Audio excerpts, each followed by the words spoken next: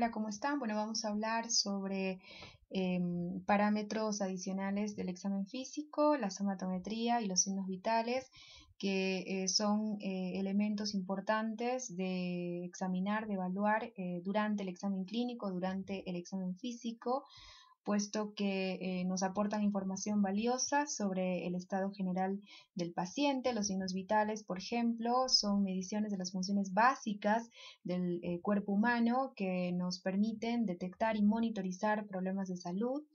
Y se tratan de parámetros preestablecidos, ¿sí? Que nos permiten, como les dije, evaluar el estado general de un paciente comparando los resultados obtenidos en cada individuo con los datos estandarizados y fijados en la literatura. La somatometría es una parte de la antropología física que se encarga de estudiar las mediciones del cuerpo humano, y sus objetivos son determinar el crecimiento lineal y la composición corporal a través del peso y la talla. Eso es somatometría, ¿no? A través de esta de esta rama de la antropología física podemos evaluar el estado nutricional de un paciente, ¿sí? A través de la medición, la obtención de su peso y su talla, ¿no? Parámetros cuya relación se utiliza para calcular a su vez el índice de masa corporal, que es el primer indicador empleado para poder obtener una aproximación hacia el estado nutricional de ese paciente y su peso, determinar su peso es normal en función de su talla, ¿no? Y en qué categoría de peso se encuentra ese paciente según ese IMC, ¿no? Pudiendo catalogarse como un paciente bajo peso, peso normal, sobrepeso, obeso mórbido según este IMC, este índice de masa corporal, que son objetivos de la somatometría.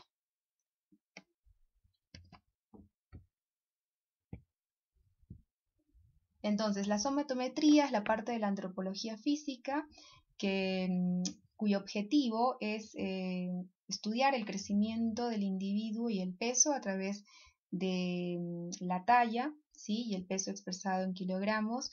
Con estos dos parámetros podemos hacer evaluación del índice de masa corporal en un paciente adulto, y en un paciente pediátrico determinamos el IMC en función de percentiles que están establecidos para peso y talla en función de edad y de sexo. Bueno, ¿cuál es el beneficio de la somatometría para el clínico? Pues ayudarnos a predecir el estado de salud del paciente o darnos información sobre el estado general de salud, comorbilidades, nos ayudaría al diagnóstico de ciertas enfermedades. Y en la población pediátrica, que va de los 0 a los 19 años, la antropometría o somatometría es un parámetro fundamental para evaluar el estado nutricional de ese paciente, su composición corporal y su crecimiento lineal. Recuerden que en población pediátrica evaluamos crecimiento lineal además de estado nutricional, ¿sí? A través de un conjunto de índices, como ven aquí desglosados. Evaluar el estado nutricional en niños es mucho más complejo, se requiere el análisis de un conjunto de índices como son la relación peso-edad, peso-talla, talla-edad, IMC o índice de masa corporal, que es la relación entre el peso y la talla, la circunferencia cefálica en función de la edad, la circunferencia de brazo en función de la edad. Y en adultos es algo más sencillo, evaluar el estado nutricional, la composición corporal a través del índice de masa corporal, que es una relación, como les dije, entre el peso y la talla, ¿no? Con este IMC podemos determinar en qué categoría, en qué nivel de peso se encuentra ese individuo respecto a ese IMC, ¿no? Podemos determinar si su peso es adecuado para su estatura, ¿sí? Y en función de este IMC podemos establecer si un paciente adulto presenta bajo peso o presenta peso normal, o si está dentro de las categorías de exceso de peso o obesidad mórbida. Bueno, ¿Cómo pesamos al paciente? Estos son los pasos a seguir. Se coloca una toalla de papel sobre la plataforma, ¿sí? O la balanza. Se le solicita al paciente retirar toda la ropa excedente, sobre todo chaquetas, chamarras. Eso es importante para no generar un sesgo en la medición, ¿sí? Los abrigos, las gabardinas, todo eso tiene que ser retirado. Obviamente los zapatos también. Se ayudará a subir al paciente en la báscula. En caso de una báscula convencional, se moverán las pesas hasta localizar el peso del paciente. Si se utilizan básculas digitales, pues el resultado es obtenido automáticamente y el peso obtenido se registra en la historia clínica. Entonces, por un lado tenemos el peso, el cual tenemos que consignarlo en kilogramos, porque en esa unidad de medida será pues el requisito solicitado por la cálcula del IMC del CDC. Y para medir el paciente y obtener su estatura, tenemos que asignar o colocar, pegar una cinta métrica sobre la pared y el paciente se arrimará sobre la pared con su espalda y de esa manera determinaremos su estatura, la cual tiene que ser consignada en metros y se registra el dato en la historia clínica, ¿no? El peso y la estatura o la talla. No olviden que son considerados parámetros de primera orientación para el clínico sobre el estado nutricional del paciente, ¿sí? Entonces, los dos parámetros primarios, ¿sí? Para evaluar el estado nutricional de un paciente son el peso y la talla.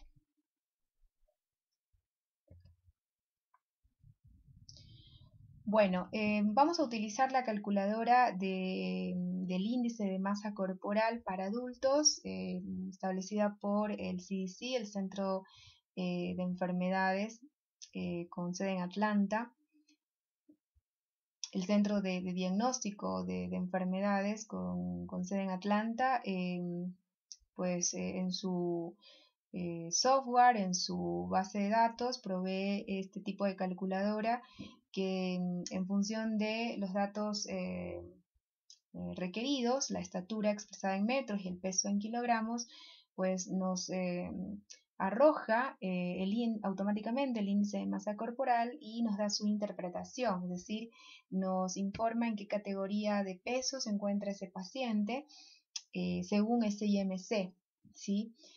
Entonces, más o menos nos va a dar un resultado como el que ven en esta diapositiva. Si el índice de masa corporal, que es la relación peso-talla, es inferior a 18.5, el paciente se encuentra con bajo peso.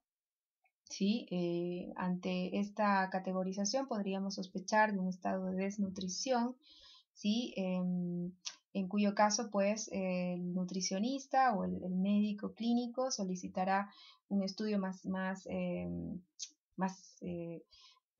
profundo, como es la bioimpedancia, donde se determina la proporción de masa magra, de grasa y de agua que tiene el cuerpo para valorar si realmente ese paciente está en un estado de desnutrición o si está en un estado de sobrepeso.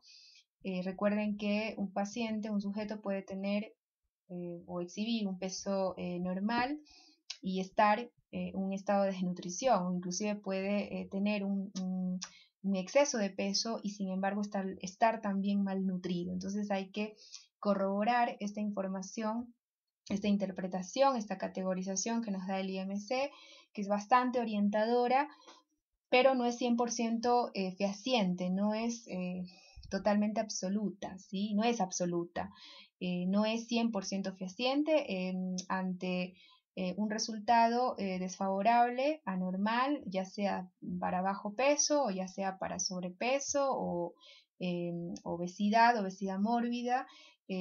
Pues tenemos que derivar al paciente, hacer la interconsulta con el médico para que el médico realice un diagnóstico preciso sobre el estado nutricional del paciente. En definitiva, valorar el estado nutricional es pues una condición un tanto compleja. Y bueno, para calcular el índice de masa corporal, según el CDC, que es el centro, como les dije, de diagnóstico, de control de enfermedades, en cuya base de datos, que la van a encontrar pues en el internet, van a poder acceder a esta calculadora de IMC tanto para población adulta y población pediátrica. El CDC considera población pediátrica sujetos entre los 0 y los 19 años de edad. Entonces, para el cálculo del IMC en población pediátrica se requieren datos adicionales como la edad y el sexo, ya que aquí la interpretación se basa en percentiles. Existen percentiles de peso y de talla o de estatura en función de la edad, en función del sexo, ¿sí? Ya que existen variaciones a medida que va creciendo el niño, va variando el peso normal para su estatura, ¿sí? Y para su edad. Así que los valores adicionales que tenemos que consignar, o los datos adicionales a consignar para el cálculo del IMC en población pediátrica será la edad en años, meses o directamente en meses, el sexo, si es niño, si es niña, la estatura en centímetros y el peso en kilogramos, ¿no? Una vez completados estos datos, haces link en calcular y el programa te va a arrojar el IMC, ¿sí? Con su debida interpretación, ¿sí? Te va a indicar directamente si ese paciente pediátrico se encuentra bajo peso, peso normal, sobrepeso u obesidad. Bueno, en cuanto a los signos vitales, pues ya lo dijimos, son mediciones de las funciones básicas del cuerpo humano que permiten hacer detección o monitorización de problemas de salud o de patologías, ¿sí? De problemas médicos.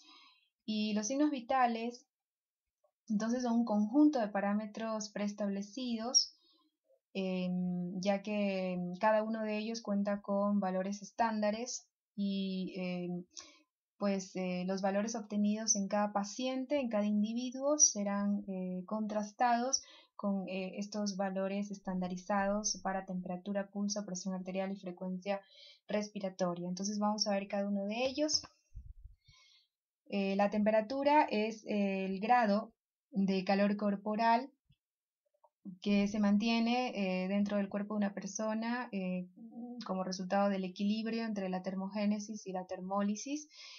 Esta temperatura corporal varía según varios factores. La literatura plantea que la misma está influenciada por el sitio anatómico, por el momento del día, por la actividad física, por el consumo de alimentos o de ciertas bebidas.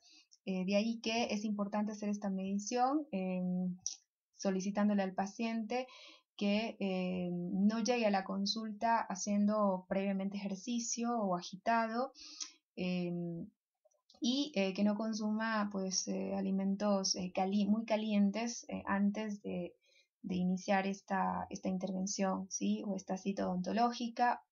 De lo contrario, es mejor consignar estos valores de todos los signos vitales, no solo temperatura, al final de la atención. Una vez completada la historia clínica, te dispones a hacer esta medición, ¿sí? La actividad física, sobre todo, pues climas demasiado calurosos pueden generar una ligera alza térmica, ¿no? Y provocar, por ejemplo, una febrícula. Pero como estamos en una etapa crítica por la pandemia, los protocolos. Entonces hoy un paciente con febrícula, por ejemplo, no es atendido a nivel odontológico, al menos en la clínica de odontología de la Universidad de Cuenca, se sigue este protocolo, ¿sí? Un paciente que registre una temperatura corporal superior a 37,3 grados centígrados no puede ser ingresado al área de triaje para recibir un diagnóstico general de su estado bucodental, ¿sí? En ese caso tiene que ser derivado a un centro de salud más cercano para que se valore su probable diagnóstico de COVID, ¿sí? Así que bueno, ya saben qué es la temperatura corporal, los factores que la influencian. En condiciones de normalidad de un sujeto normal, esta puede variar entre 36,5 y 37,2 grados centígrados o su equivalente en grados Fahrenheit, como los valores que están expresados en esta diapositiva. Y febrícula se considera pues una temperatura corporal entre 37 y 38 grados centígrados y fiebre una temperatura superior a 38 grados centígrados. Un paciente está hipotérmico cuando su temperatura corporal es igual o menor a 35 grados centígrados, ¿sí? Hay varias condiciones que pueden generar hipotermia. Por ejemplo, lo más común, lo más frecuente es una baja muy dramática, significativa de la temperatura ambiental, ¿sí? La causa más común sería el clima, ¿no? Condiciones climáticas. Después, estados hipovolémicos, hemorragias profusas pueden llevar a un individuo, un paciente, a un estado de hipotermia. Ante una febrícula, lo primero que tenemos que descartar son pues, factores que elevan la temperatura de manera fisiológica, como los que mencionamos, ¿sí? El consumo de alimentos, bebidas calientes, la condición climática y la actividad física, ¿sí? En condiciones, digamos, convencionales se valoran esos factores, ¿no? Pero hoy por la situación de la pandemia, un paciente con febrícula, ¿sí? Que registra una temperatura corporal superior a 37,3 grados centígrados, por lo tanto, si es superior a 37,3 pero inferior a 38, es febrícula y ya se considera un paciente de riesgo para COVID, ¿sí? Y un paciente con una temperatura corporal superior o mayor a 38 grados centígrados es considerado un paciente en estado febril, y ante un cuadro febril lo primero que tenemos que buscar son procesos infecciosos, ¿sí? ¿Y cómo se hará esa búsqueda? Bueno, tendremos que profundizar el interrogatorio, la anamnesis, hacer un examen físico más exhaustivo para poder localizar, poder encontrar el foco infeccioso. Si se descarta una infección, entonces pensaremos en función de los antecedentes de ese paciente y otros hallazgos de la historia clínica, podríamos pensar también en una enfermedad maligna, ya que las enfermedades malignas también causan fiebre, las enfermedades inflamatorias crónicas de naturaleza autoinmune, como las colagenopatías, el lupus eritematoso sistémico puede causar fiebre, pero lo más frecuente sería procesos infecciosos. Por lo tanto, ante un cuadro febril, lo primero que tenemos que pensar y descartar es infección. Bueno, yo les había dicho que el sitio anatómico también puede influir en el valor de la temperatura corporal. Hay sitios del cuerpo donde la temperatura es ligeramente más baja y sitios donde es ligeramente más alta. Generalmente la temperatura que se considera parámetro, el estándar, es la medición de la temperatura oral. Y la temperatura oral puede ser registrada por termómetro digital, ¿sí? O de mercurio. En caso de que utilicemos un termómetro de mercurio para medición de la temperatura, tenemos que verificar que la columna de mercurio marque por debajo de 34 grados centígrados, ¿sí? Y si utilizamos un termómetro digital, tenemos que verificar que el mismo esté en 0 antes de ser utilizado. Bueno, de hecho, la Asociación Médica Americana considera fiebre, ¿sí? A diferencia de la información previamente otorgada, la Asociación Médica Americana considera fiebre cuando la temperatura oral o bucal es superior a 37 grados centígrados y cuando la temperatura rectal es superior a 37,6 grados centígrados. De hecho, la temperatura rectal es 0,6 grados centígrados más elevada que la oral, ¿sí? O 0,5 a 0,7 grados Fahrenheit más alta que la oral, y la temperatura axilar llega a ser 0,3 a 0,4 grados Fahrenheit más baja que la oral, ¿sí? La temperatura rectal se puede determinar por termómetro digital o de mercurio. El axilar también se puede determinar por ambos tipos de termómetros. Es importante que estén calibrados. La temperatura en piel también puede ser detectada, de hecho es uno de los tipos de registro más usados actualmente. Para medir temperatura cutánea tenemos que utilizar un termómetro infrarrojo, es un termómetro especial que tan solo se acerca a la piel, a la frente por ejemplo, y nos aporta el dato directamente. Y también podemos hacer un control de temperatura en oído a nivel del tímpano. La temperatura registrada a nivel del tímpano es un indicador directo de la temperatura interna, es decir, de los órganos internos del cuerpo, ¿sí? Y se la determina con un termómetro específico. Bueno, la temperatura o el tipo de registro, mejor dicho, que se utiliza comúnmente en la atención odontológica es la medición de la temperatura oral y axilar, ¿sí? Estas dos son las que se determinan, ¿sí? Habitualmente, ¿no? Pero ahora por la situación de pandemia, pues estamos haciendo la medición en la clínica de odontología con termómetros infrarrojos que me permiten evaluar la temperatura cutánea. Bueno, esta es la técnica para tomar y registrar la temperatura. Lo primero es preparar el termómetro seleccionado, que puede ser digital, que puede ser de mercurio o que puede ser infrarrojo, ¿sí? Utilizar el control o la medición de temperatura cutánea, pues tenemos que elegir un solo tipo, que es el infrarrojo, ¿no? Entonces el mismo será desinfectado y previo a la atención, esto es importante, hay que solicitar al paciente que no haya ingerido alimentos ni haya practicado actividad física en los últimos 30 minutos de este registro. Explicarle previo al paciente en qué se basará el procedimiento, desinfectar el termómetro para ser utilizado. Y bueno, como les dije, en odontología las técnicas de medición más usadas son la oral y la axilar, pero ahora por las condiciones de pandemia se está registrando únicamente temperatura cutánea con termómetro infrarrojo, ¿sí? Pero recuerden que si van a medir en algún momento la temperatura oral o axilar con termómetro de mercurio, tienen que verificar antes, ¿sí? Antes de usarlo, que la columna de mercurio esté por debajo de 34 grados centígrados, y si es digital, el mismo debe marcar en 0, ¿no? Una vez desinfectado, es colocado, si es la técnica oral, debe ser colocado con el bulbo del mismo.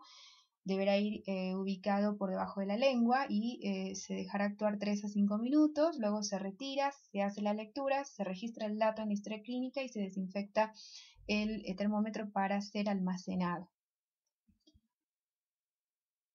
Y bueno, si vamos a utilizar la técnica axilar de control de temperatura con un termómetro que puede ser digital o puede ser de mercurio, se coloca en el centro de la axila, se le pide al paciente que doble su brazo y lo pegue, lo adose contra su tórax, contra su pecho.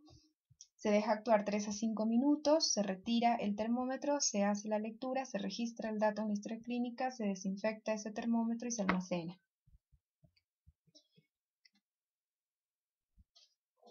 Bueno, como les había dicho, para la interpretación de la temperatura ante una febrícula, que ya saben cuándo es febrícula, si la misma oscila entre 37 y 38 grados, es una febrícula. Si una temperatura corporal igual o superior a 38 grados es fiebre. Ante una febrícula, lo primero que tenemos que descartar son condiciones fisiológicas que pueden generar una leve alza térmica, como es actividad física o condiciones climáticas, ¿sí? Como un clima muy caluroso o consumo de alimentos muy calientes, ¿sí? Pueden elevar la temperatura corporal. Y ante un cuadro febril, es decir, ante una temperatura corporal igual o superior a 38 grados centígrados, como les había dicho, lo primero que tenemos que descartar es un proceso infeccioso que puede ser viral o bacteriano. ¿Cómo hacemos esta búsqueda? Este análisis, bueno, mediante una exploración exhaustiva, revisando los datos aportados por la anamnesis, haciendo un interrogatorio dirigido, pero ¿cuál será la actitud odontológica ante un paciente febril? De hecho, hoy en día ante un paciente con febrícula debe ser derivado a un centro de salud más cercano para ser valorado en cuanto a COVID y no se diga pues un paciente con fiebre, ¿no? Tiene que ser derivado, la actitud a seguir será postergar, diferir tratamientos odontológicos, de hecho postergar inclusive el diagnóstico, ¿sí? Partimos desde ahí, ya ni siquiera postergar el tratamiento, sino postergar el diagnóstico general bucodental de ese paciente o estomatognático de ese paciente hasta tener la resolución firmada por el médico.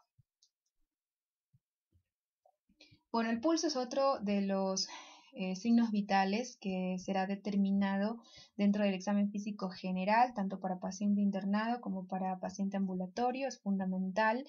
De hecho, los signos vitales son actualizados diariamente en un paciente hospitalizado. Bueno, y el pulso, el ritmo del pulso es un indicador de la actividad cardíaca, de la frecuencia cardíaca. Las variables que tenemos que determinar de este parámetro son la frecuencia, es decir, el número de pulsaciones por minuto o en 15 segundos multiplicado por 4, la intensidad de estas pulsaciones y el ritmo que tiene relación, tiene que ver con los intervalos entre pulsaciones, ¿no? Esos espacios muertos que tienen que ser regulares. Entonces, según el pulso sea regular o irregular, pues puede tratarse de determinadas condiciones patológicas, ¿sí? Así que es básicamente que tienen que ver con arritmias, ¿sí? En caso de que encontremos irregularidad en ese ritmo del pulso.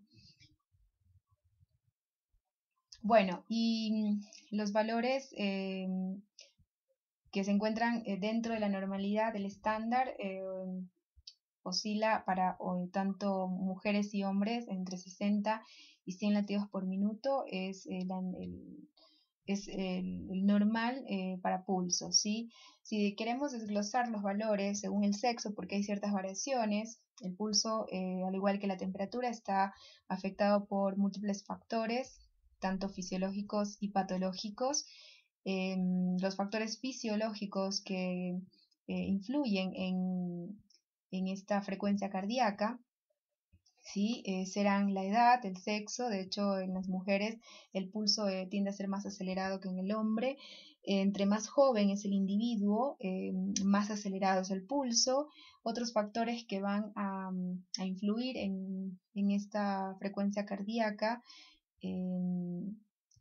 es el ejercicio, evidentemente, una persona que está ejercitada, que ha hecho recientemente actividad física y se le determina su pulso, pues indudablemente va a mostrar una variación, ¿sí? Se va a mostrar aceleración. La alimentación, de ahí la importancia de pedirle al paciente que previo a la atención odontológica evite el consumo de estimulantes como el café, evite pues acudir agitado o habiendo realizado ejercicio, y hay que considerar siempre que hay variaciones fisiológicas del pulso de acuerdo al sexo, de acuerdo a la edad, de acuerdo a la postura, de ahí que es importante hacer este control con el paciente en una postura indicada por la literatura. También el pulso puede verse afectado por aspectos emocionales como la ira, como la ansiedad, el miedo. La tensión arterial también puede variar el pulso o la frecuencia cardíaca, y evidentemente ciertas enfermedades que podemos clasificarlas en cardíacas y extracardíacas. Los procesos extracardíacos que pueden afectar o influir en el pulso arterial pueden ser estados metabólicos, trastornos metabólicos como el hipertiroidismo, que se manifiesta con taquicardia, Los cuadros anémicos también se manifiestan, por ejemplo, con taquicardia. Y medicamentos, ¿sí?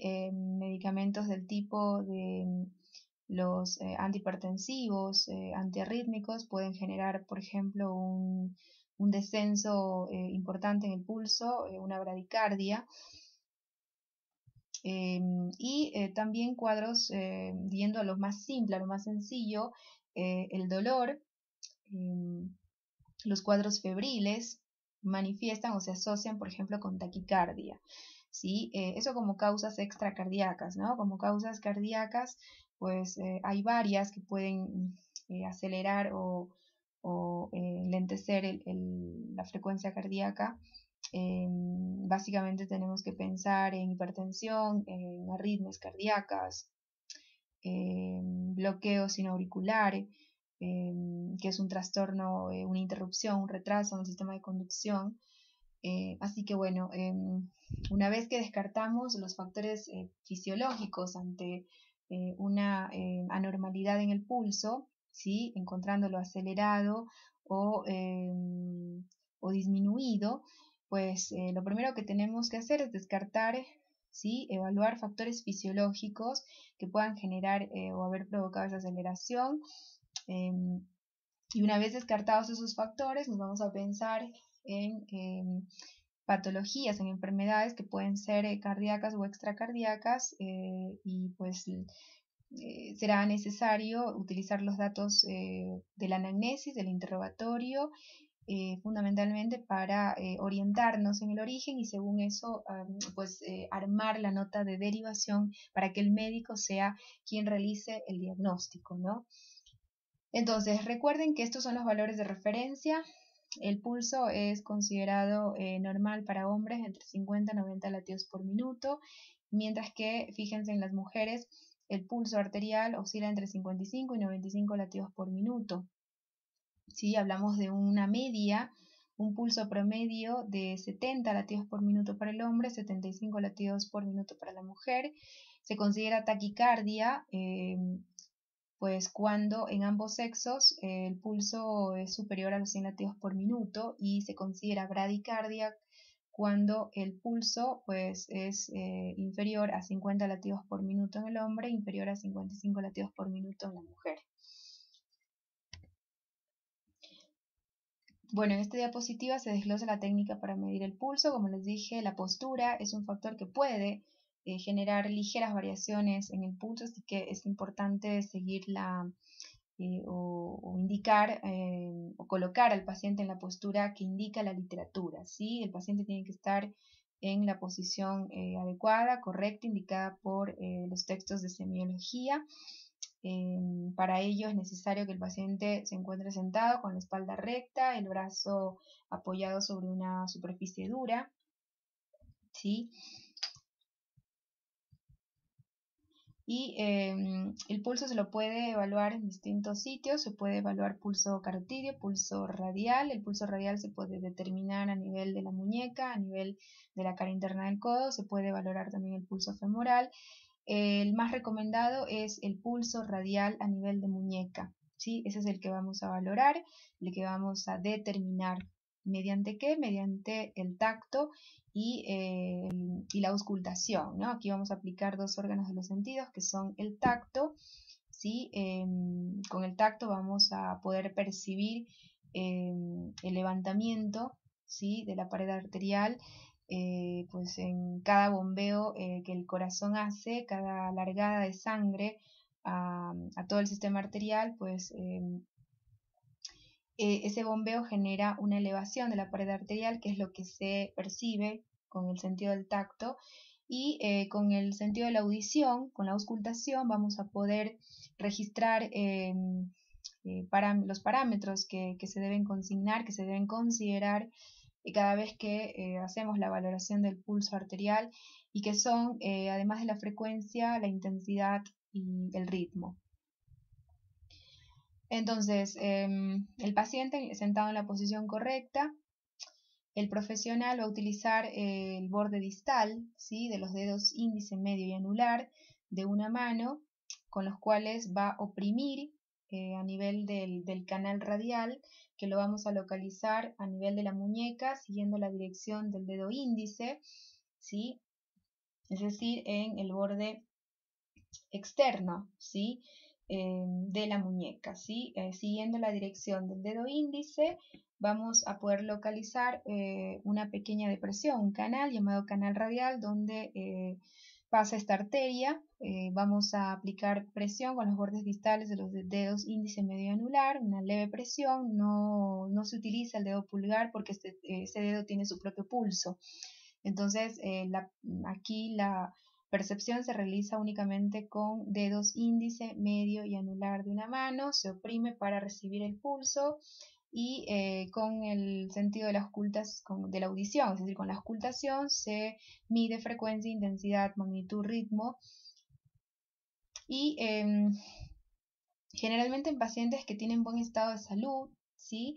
Se puede realizar la medición en 15 segundos y multiplicar por 4, pero para ello tenemos que determinar a través de la anamnesis, el interrogatorio, que se trata de un paciente con excelente estado de salud, ¿sí?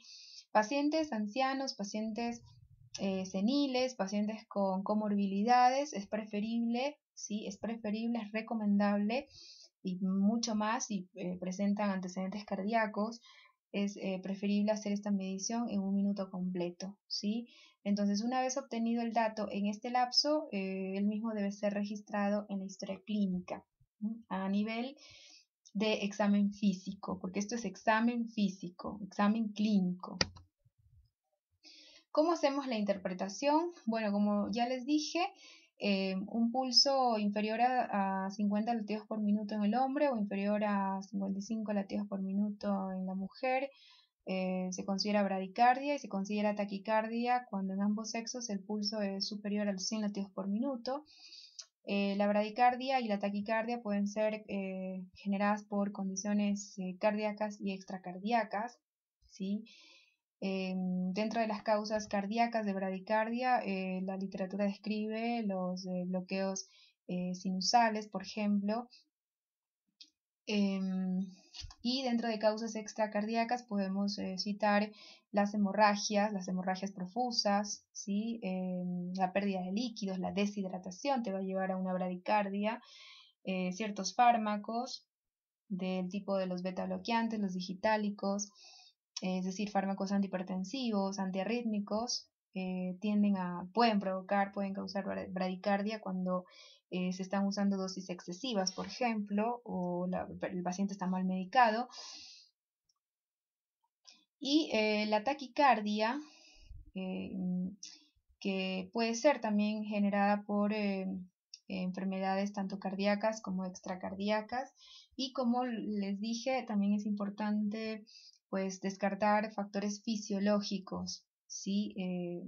Ante taquicardia, lo primero que tenemos que hacer es descartar trastornos emocionales, cuadros de ira, de ansiedad, de miedo, de estrés,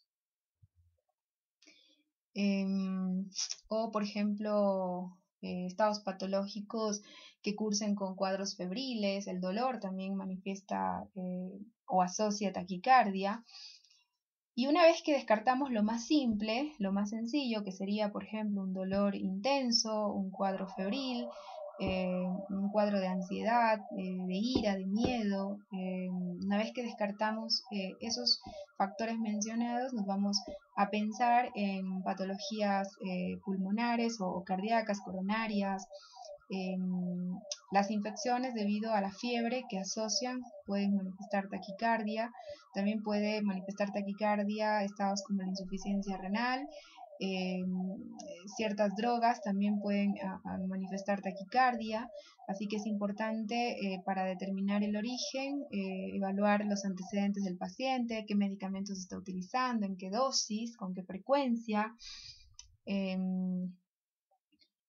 Por ejemplo, la historia de hipertensión arterial o el antecedente, la realidad médica actual de hipertensión arterial es un factor a considerar.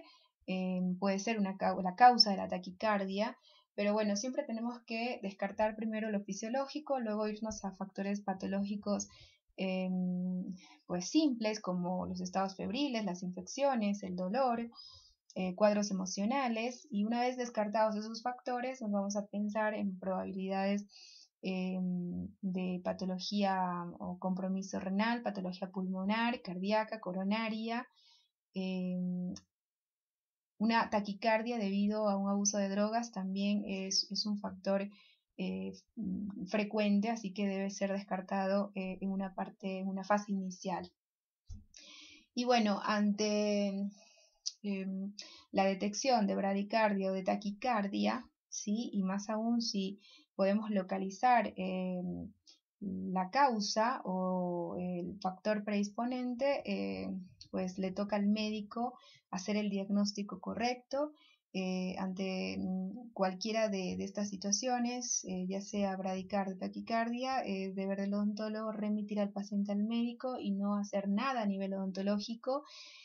No programar ningún procedimiento odontológico a no ser que se trate de una emergencia, que solo se basará a lo mucho en alivio del dolor, en algún procedimiento que esté destinado a mediar el drenaje de un absceso, por ejemplo, pero en la medida de lo posible no intervenir al paciente, no hacerle absolutamente nada a nivel terapéutico sin contar con la autorización del médico. Ante un cuadro de bradicardia o taquicardia, lo mejor es indagar en la historia, indagar en los antecedentes, ¿sí? Y hacer una derivación al médico. Bueno, en cuanto a la frecuencia respiratoria, se define como el número de respiraciones, de inspiraciones que realiza un sujeto o un individuo en un lapso. Se la mide en reposo. Es importante que el paciente esté descansado para hacer la determinación de este parámetro, ¿sí? De este signo vital. Entonces se basa en contar el número de respiraciones en un minuto. Y además, mientras hacemos esta determinación, esta medición, es importante evaluar si el paciente presenta dificultad para respirar o presenta, por ejemplo, una respiración acelerada.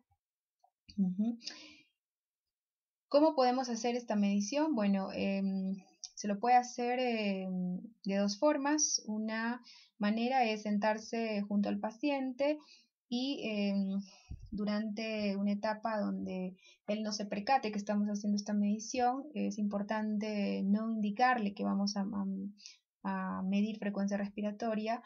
Tenemos que dejar que esta medición sea no percibida por el paciente. Lo que hacemos es observar el movimiento torácico del abdomen en cada inspiración, ¿no? En cada acto inspiratorio, el abdomen, la parte superior del abdomen o el abdomen alto, se eleva en cada inspiración. Entonces, cada elevación, ¿sí? Percibida por el tacto o por la inspección, la observación, pues va a ser contada en un lapso de 1 minuto. Otra forma es colocándose detrás del paciente, en este caso con el paciente sentado en el sillón o unidad odontológica, su espalda recta, su mandíbula paralela al piso. El operador se coloca detrás del paciente y coloca su mano sobre el hombro del paciente y cuenta pues las veces que el hombro, el tórax se eleva en un lapso, que en este caso es de 1 minuto, ¿sí? Cuando vamos a hacer la medición a través de la elevación del abdomen, el paciente tiene que estar en decúbito dorsal. Bueno, el dato obtenido se registra en la historia clínica. La literatura expone que una frecuencia respiratoria normal en adultos pues oscila entre 15 a 20 respiraciones por minuto, considerando anormal una frecuencia respiratoria igual o inferior a 12 y una frecuencia respiratoria igual o superior a 25 respiraciones por minuto debe ser considerado anormal, ¿sí? Y ante ese tipo de determinación, ante el hallazgo de una frecuencia respiratoria anormal durante el examen físico, pues lo recomendable es detener la intervención y derivar al médico.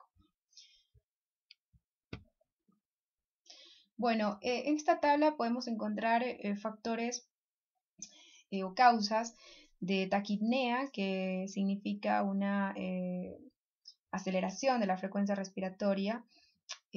Como ven, al igual que pasaba con el pulso, con la temperatura, existen mecanismos fisiológicos que pueden causar taquipnea y mecanismos patológicos que se subdividen en respiratorios y no respiratorios. Los mecanismos fisiológicos que pueden acelerar la frecuencia respiratoria, que pueden aumentarla, son las crisis de ansiedad, el miedo, la angustia, el llanto, la actividad física, indudablemente, los cuadros de dolor intenso, los cuadros febriles también pueden acelerar la frecuencia respiratoria, como pasaba al igual con el pulso, que se acelera en dolores intensos, agudos, en cuadros febriles. Y algo que no les dije, por favor anótenlo, en pacientes bradicárdicos, lo primero que tenemos que descartar o determinar es si son deportistas, si son sobre todo corredores, atletas. En ellos es fisiológica la bradicardia, ¿sí? Una disminución de la frecuencia cardíaca, debido a que por la actividad física, pues estas personas experimentan una hipertrofia de su músculo cardíaco. Entonces, al estar hipertrofiado el corazón, músculo cardíaco, en cada bombeo, en cada impulso de sangre al sistema arterial, pues envía una gran cantidad de sangre. Entonces no necesita bombear tantas veces en un lapso de tiempo, ya que en menor número de pulsación, en menor número de bombeos, ¿sí? Es capaz de pues aportar la demanda sistémica de nutrientes, de sangre, de oxígeno, ¿sí? Entonces, en los deportistas, en los corredores, sobre todo en los atletas, personas que practican sobre todo actividad física cardiovascular, en ellos suele producirse una hipertrofia cardíaca que provoca o que manifiesta una bradicardia fisiológica, ¿sí? Ahora, retomando lo de la frecuencia respiratoria, cuando ésta se encuentra acelerada, recibe el nombre de taquipnea. Eh, y cuando reconocemos un paciente con taquipnea, pues lo primero que tenemos que descartar son causas fisiológicas como estas, y una vez descartadas estas causas, pues podremos pensar en causas patológicas que pueden ser respiratorias y no respiratorias. Estas son todas las patologías respiratorias que manifiestan taquipnea, como son la hipoxemia, la hipercapnia, el trauma torácico, el edema pulmonar, el tromboembolismo pulmonar, hipertensión pulmonar, los derrames pleurales. Obviamente un paciente con estas características es muy poco probable que acuda a una consulta odontológica ambulatoria. Y las causas no respiratorias, que sí pueden darse, sí podríamos llegar a tener pacientes que acuden a la atención odontológica y que manifiesten una taquipnea debido a una causa no respiratoria y no diagnosticada, como puede ser patología del sistema nervioso central, como tumores, infecciones, o cardiovasculares, como insuficiencia cardíaca, hipotensión arterial, causas metabólicas como acidosis metabólica, insuficiencia hepática, o fármacos como los mencionados, causas hematológicas como la anemia. Recuerden que la anemia es una causa de taquicardia y de taquipnea, ¿sí? Los cuadros anémicos, sobre todo cuando estos son importantes, son intensos, pueden manifestarse con taquicardia y con taquipnea, es decir, con aceleración de la frecuencia respiratoria, ¿sí? Y también factores psicógenos como el síndrome de hiperventilación o el síndrome de pánico pueden manifestar taquipnea, aceleración de la frecuencia respiratoria. Dentro de los fármacos, por ejemplo, los inhibidores de la anhidrasa carbónica, que son diuréticos de baja potencia, ¿sí? Que se administran en cuadros de acidosis, en cuadros de hiperventilación, de hipercapnia, ¿sí? Un exceso de estas drogas puede llevar a una taquipnea, ¿sí? Como efecto colateral.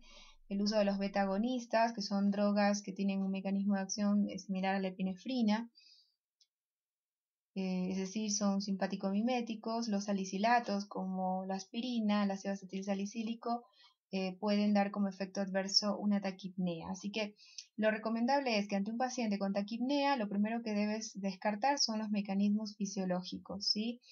Una vez que descartaste esto, tienes que pensar en cosas más sencillas, patológicas, pero más simples, como fármacos. Es importante indagar en qué fármacos está usando el paciente, y si reconoces algunos de estos, pues podría ser la causa de la taquipnea. También cuadros hematológicos como las anemias o insuficiencia cardíaca, que es bastante común, sobre todo en pacientes mayores de 50 a 55 años. Y bueno, si descartaste a través de la anamnesis, el interrogatorio, porque nosotros no hacemos un examen físico general, como les había dicho, no vamos a examinar el aparato cardiovascular, ni vamos a examinar la parte pulmonar o el sistema nervioso, eso lo hace el médico. Una vez que descartas mecanismos fisiológicos, que serían las causas más simples de taquipnea, y descartas fármacos que pueden provocar una taquipnea a través del interrogatorio, o anemia, que lo puedes descartar haciendo un examen físico, reconociendo las facies, observando el color de la mucosa conjuntival, observando el color de la mucosa del paladar, la lengua, si hay signos de glositis o no, como lo expliqué anteriormente, o insuficiencia cardíaca. Esto lo vas a obtener a través de la historia, por ejemplo. Entonces, una vez que descartas esto, puedes pensar en patologías respiratorias no diagnosticadas, y en ese caso, pues, ¿qué es lo que tienes que hacer? Es detener la tensión, no planificar ningún tratamiento odontológico y derivar al paciente al médico internista para que lo valore y realice un diagnóstico y te haga, pues, te elabore un informe y te dé la autorización para atender a ese paciente. Bueno, en cuanto a la tensión arterial, la tensión o la presión arterial es definida como la presión que ejerce la sangre sobre las paredes arteriales, la cual está condicionada, como lo habrán visto en fisiología, por la actividad cardíaca, está condicionada o influenciada por la elasticidad de las paredes arteriales, la resistencia capilar, el volumen y la viscosidad sanguínea. La presión arterial está conformada por una presión máxima, es decir, la sangre dentro de la arteria, del sistema arterial, presenta dos presiones, ¿sí? O ejerce dos presiones, una presión alta o sistólica y una presión baja o diastólica. La presión máxima se produce como resultado, o se da como resultado de la contracción del corazón para bombear sangre a todo el cuerpo, a todo el sistema arterial, lo que refleja la presión sistólica, ¿sí? Es decir, la presión máxima sistólica es un reflejo de la contracción del músculo cardíaco y el bombeo de sangre hacia todo el sistema arterial. Y la presión diastólica es la mínima, es decir, es la mínima presión que ejerce la sangre en esas paredes arteriales y refleja el momento en que el corazón pues se llena de sangre, se relaja, ese músculo se relaja porque se llena de sangre. Ambas presiones, la máxima y la mínima, se expresan en milímetros de mercurio, ¿sí? Y las alteraciones que tienen que ver con la tensión arterial pueden obedecer a un aumento o disminución de la presión sistólica o a un aumento o disminución de la presión diastólica, ¿sí? Es decir, que, por ejemplo, un paciente puede ser hipertenso con solo tener la presión diastólica elevada, aun cuando la sistólica sea normal, pero si la diastólica está elevada, es considerado o puede ser considerado hipertenso. Lo mismo sucedería al contrario, basta que la presión sistólica se encuentre elevada por arriba de los 140 milímetros de mercurio aun cuando la diastólica esté normal, si esta está elevada, como lo mencioné, pues bastaría para catalogar a un sujeto como hipertenso. No es necesario que ambas presiones estén, por ejemplo, elevadas para considerar hipertensión, ¿sí? O que ambas presiones estén disminuidas por debajo del valor considerado estándar o de referencia para pues categorizar a un paciente con hipotensión. ¿Cómo se realiza esta medición? Con dos elementos. Bueno, en realidad el control de la presión arterial se puede hacer de manera manual con un tensiómetro aneroide. Los tensiómetros aneroides están conformados por dos elementos, el esfigmomanómetro y el estetoscopio. ¿Sí? Estos dos elementos necesitas para hacer una medición manual. También puedes hacer esta determinación con tensiómetros digitales, que de hecho, según la Sociedad Internacional de Hipertensión, determinó en este año que el estándar para medir presión arterial es utilizar un tensiómetro digital calibrado, ¿sí? Pero es importante que ustedes aprendan a hacer esta determinación con tensiómetro manual, y una vez aprendida esta técnica manual, sí pueden utilizar un tensiómetro digital.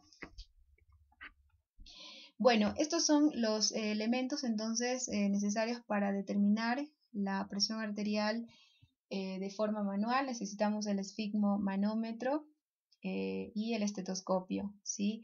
El esfigmomanómetro está conformado por el manguito brazalete, el cual posee dentro de él una cámara neumática, una cámara de aire que se infla con cada,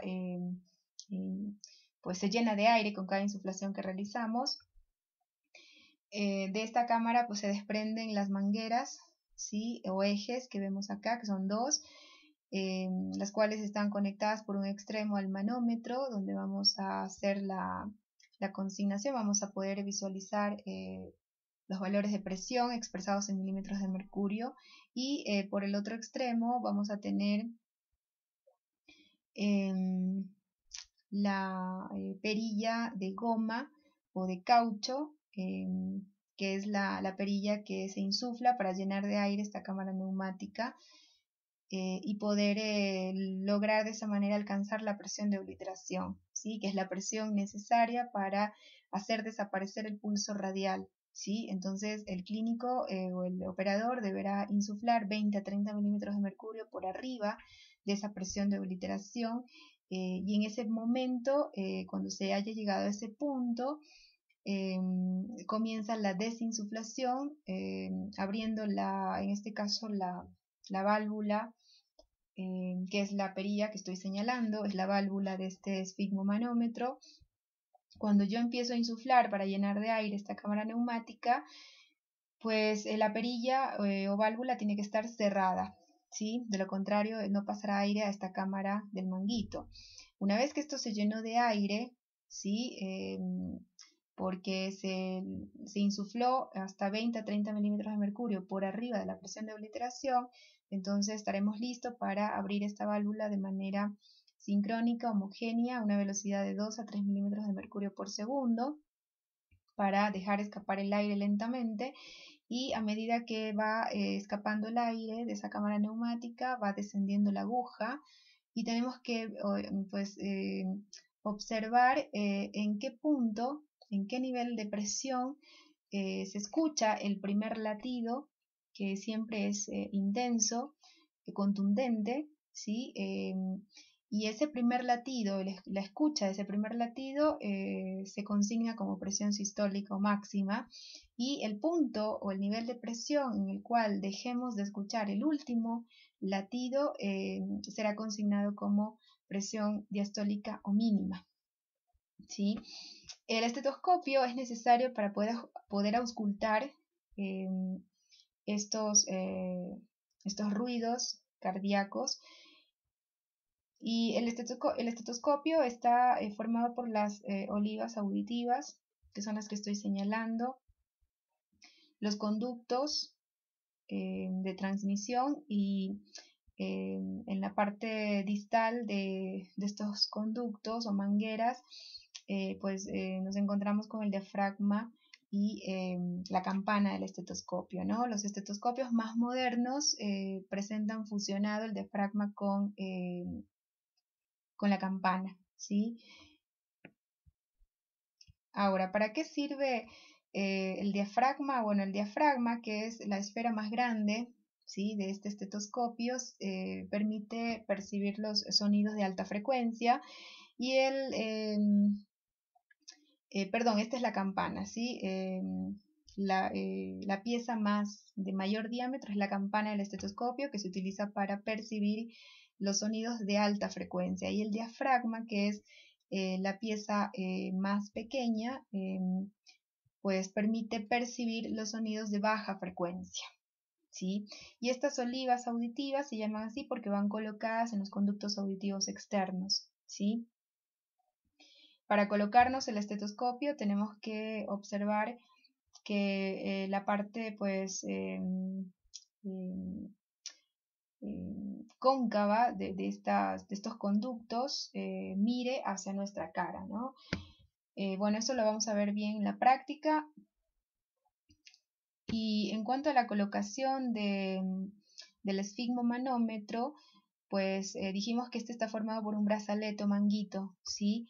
El cual contiene esta cámara neumática, que es la que se llena de aire cuando insuflamos aquí a nivel de la perilla de goma, y la insuflación se realiza hasta la presión de obliteración, y en ese momento insuflamos o aumentamos esa insuflación 20 a 30 milímetros de mercurio hacia arriba de esa presión de obliteración, que es la presión necesaria y suficiente para haber dejado de percibir, de auscultar el pulso radial.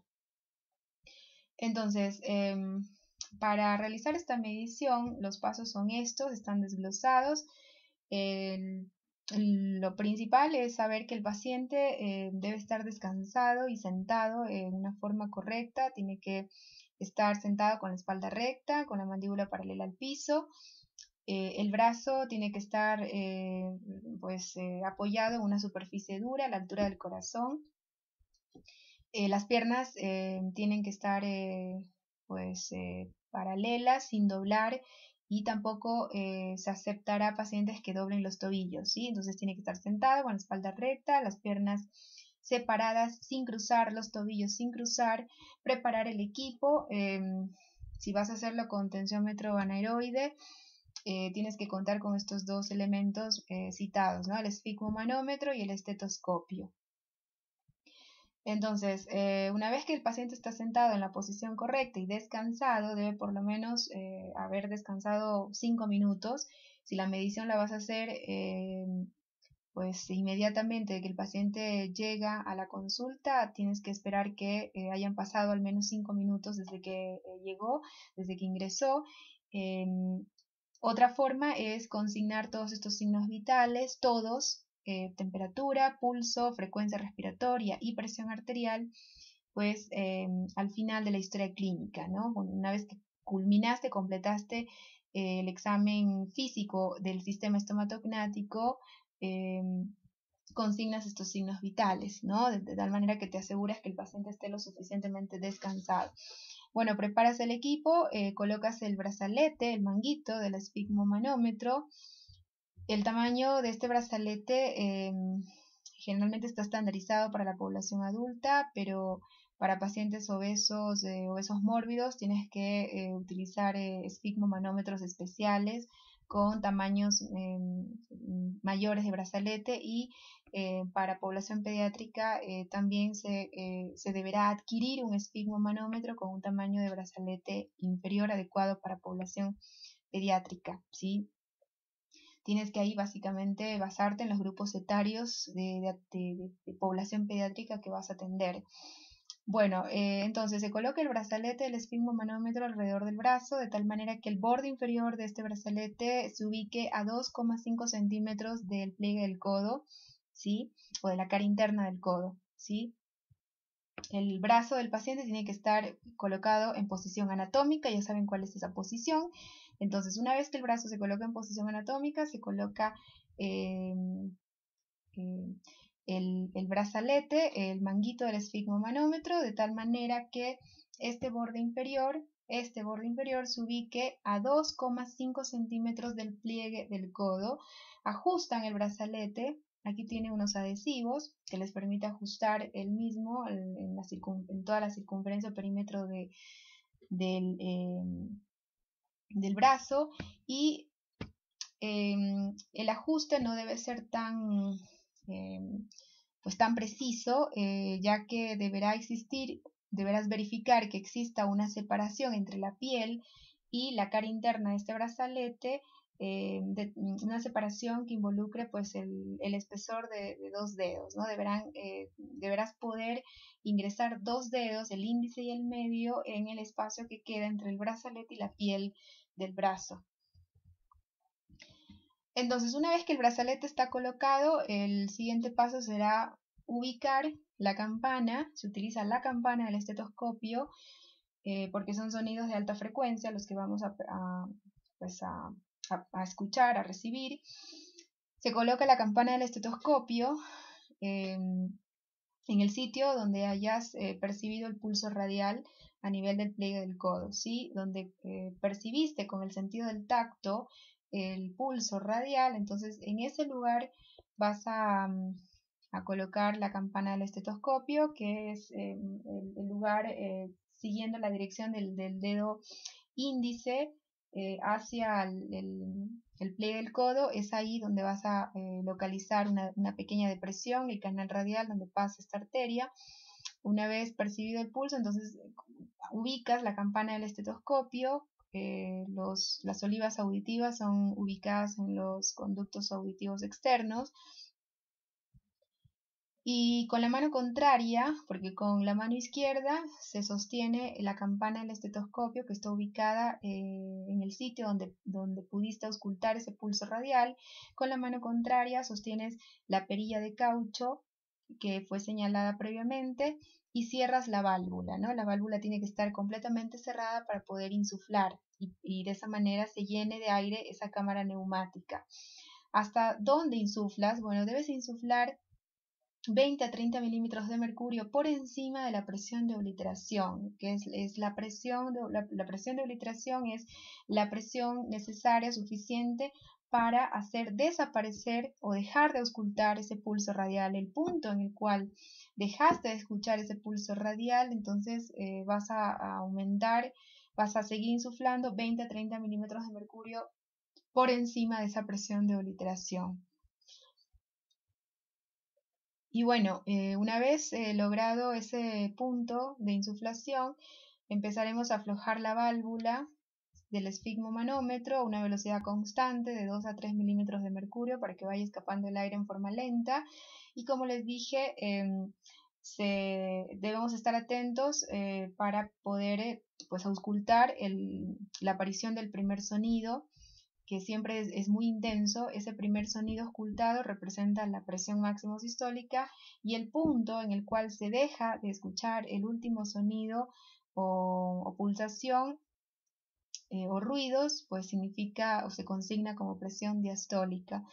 Es recomendable repetir el procedimiento después de 5 minutos para estar seguros, ¿sí?, de la medición.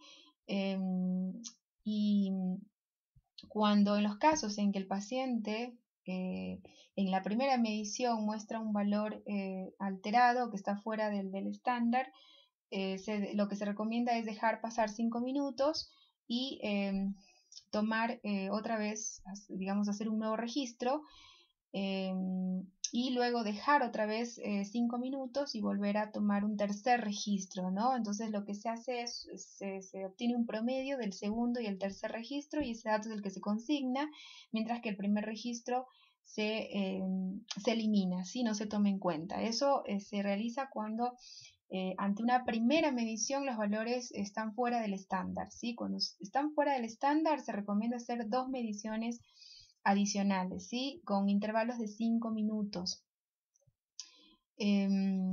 Y se registrará entonces el promedio obtenido entre la segunda y la tercera medición, ¿sí? Ahora, ante valores altos que te hagan pensar o que sean indicadores de un probable diagnóstico de hipertensión, pues eso no significa que el paciente tenga hipertensión, ¿no? En ese caso tendrás que realizar las repeticiones como en el proceso descripto. Tendrás que hacer 3 mediciones, la primera la descartas y obtienes un promedio entre la segunda y la tercera, y si sigue saliendo alto ese valor, compatible con un posible cuadro de hipertensión, pues lo recomendable es solicitar la interconsulta con el médico para que valore a ese paciente y sea el médico quien realice el diagnóstico de hipertensión, ¿sí? Bueno, según la National Heart, Lung and Blood Institute, que pertenece pues al National Institute Health, en el 2015 actualizó los valores para considerar presión arterial normal y considerar prehipertensión e hipertensión. La hipertensión la subdividió en 2 estadios.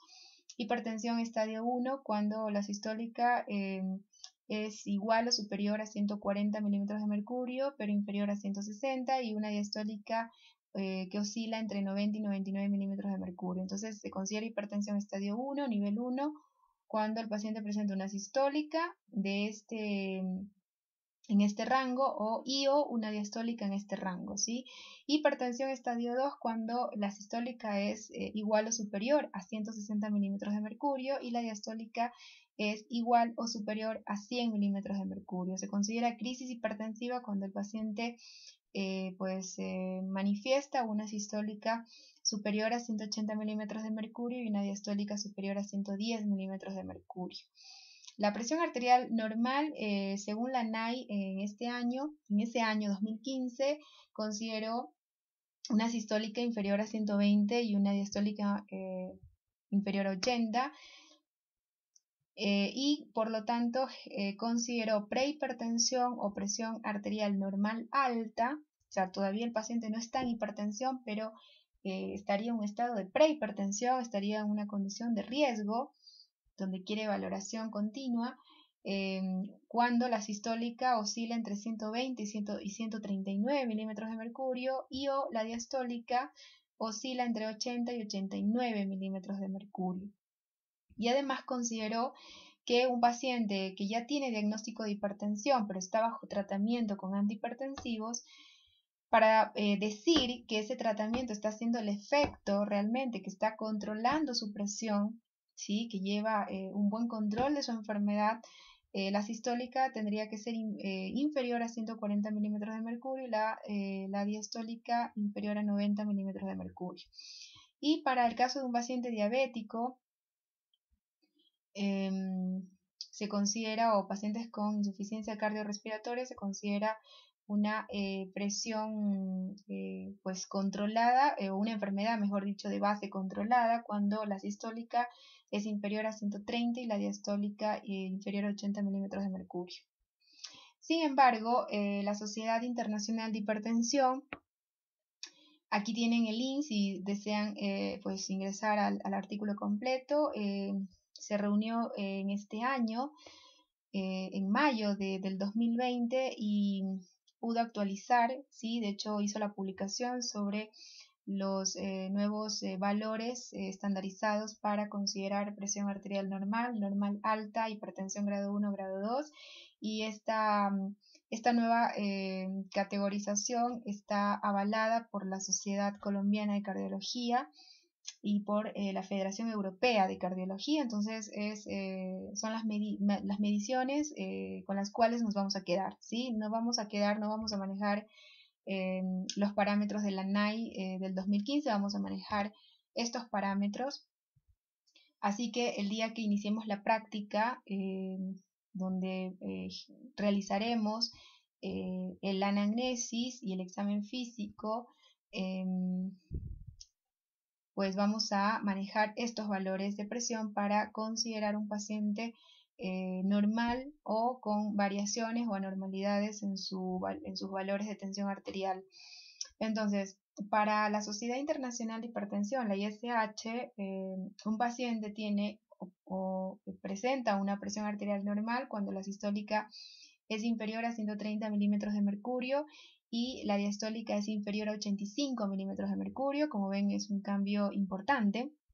¿Sí? Una persona tiene presión arterial normal si la sistólica es inferior a 130 milímetros de mercurio y la diastólica es inferior a 85 milímetros de mercurio. Ahora bien, ¿cuándo consideramos o cuándo considera la ISH una presión arterial normal alta o prehipertensión? Cuando la sistólica oscila entre 130 y 139 milímetros de mercurio y o el paciente pues demuestra una diastólica entre 85 y 89 milímetros de mercurio. Hipertensión grado 1, cuando la sistólica en esto no ha cambiado, sigue siendo igual respecto a las determinaciones de la NAI, es hipertensión grado 1 cuando la sistólica oscila entre 140 y 159 y o la diastólica oscila entre 90 y 99 y hipertensión grado 2 cuando la sistólica es igual o mayor a 160 milímetros de mercurio y o una diastólica igual o superior a 100 milímetros de mercurio. Entonces aquí el cambio respecto a la categorización de la NAI del 2015, el cambio está dado básicamente para considerar presión arterial normal y considerar prehipertensión, ¿sí?